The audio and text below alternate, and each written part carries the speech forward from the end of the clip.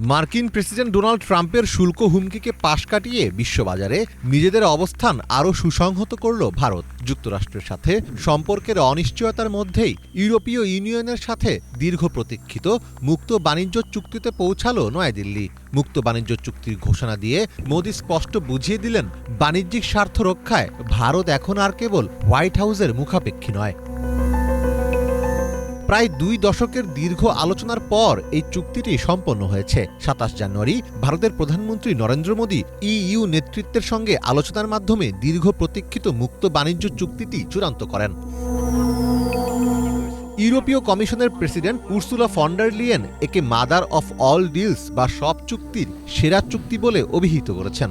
এর ফলে 27 দেশের জোট ইইউ এর সঙ্গে মুক্ত বাণিজ্যের জন্য ভারতের বিশাল ও তুলনামূলকভাবে সংরক্ষিত বাজার আরও বেশি উন্মুক্ত হবে। এক প্রতিবেদনে এসব তথ্য জানিয়েছে ভারতীয় সংবাদ মাধ্যম দ্য হিন্দু।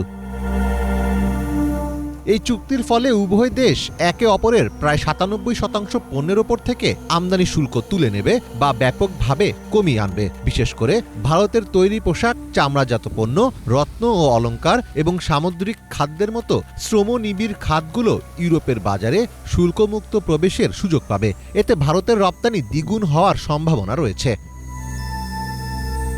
অন্যদিকে ভারত ইউরোপীয় গাড়ি, যন্ত্রপাতি, উন্নত রাসায়নিক দ্রব্য এবং ওয়াইনের ওপর থেকে উচ্চ শুল্ক ধাপে ধাপে কমিয়ে আনবে। তবে ভারতের স্পর্শকাতর কৃষি ও দুগ্ধজাত খাতকে এই চুক্তির বাইরে রাখা হয়েছে। ফলে ইউরোপীয় পণ্যের আগমনে ভারতীয় ক্ষুদ্র কৃষকদের ক্ষতিগ্রস্ত হওয়ার ঝুঁকিও কম থাকবে। এই চুক্তির একটি অনন্য দিক হল মোবিলিটি প্যাক্ট। ভারতীয় আইটি বিশেষজ্ঞ, ইঞ্জিনিয়ার, শিক্ষার্থী এবং পেশাদারদের জন্য ইউরোপের 27টি দেশে যাতায়াত ও কাজের ভিসা পাওয়া আগের চেয়ে অনেক সহজ হবে। ইউরোপে একটি লিগ্যাল গেটওয়ে অফিস খোলা হবে, যা ভারতীয় দক্ষ কর্মীদের ইউরোপের বাজারে সুযোগ খুঁজে পেতে সরাসরি সাহায্য করবে। বাণিজ্যের বাইরেও দুই পক্ষ একটি security and defence strategic partnership সই করেছে। এর ফলে ভারতের প্রতিরক্ষা খাতের কোম্পানিগুলো ইউরোপীয় ইউনিয়নের 150 বিলিয়ন ইউরোর প্রতিরক্ষা তহবিল বা সেফ প্রোগ্রামে অংশগ্রহণের সুযোগ পাবে। ভারতের বাণিজ্য মন্ত্রণালয়ের তথ্যমতে 2024-25 অর্থবছরে ভারত ও ইইউ এর মধ্যে দ্বিপাক্ষিক বাণিজ্যের পরিমাণ ছিল $136.5 বিলিয়ন। উভয় পক্ষ আশা করছে 2030 সালের মধ্যে এই বাণিজ্য প্রায় $200 বিলিয়ন পৌঁছাবে। তবে এই চুক্তি ডোনাল্ড ট্রাম্পকে শান্ত রাখার বদলে আরও আক্রমণাত্মক করে তুলতে পারে বলে আশঙ্কা করছেন অনেক বিশ্লেষক।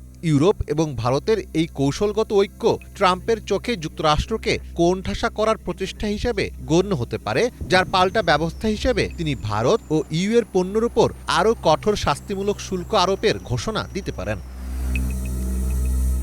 মীর ফজলে রাব্বি, বাংলা ভিশন।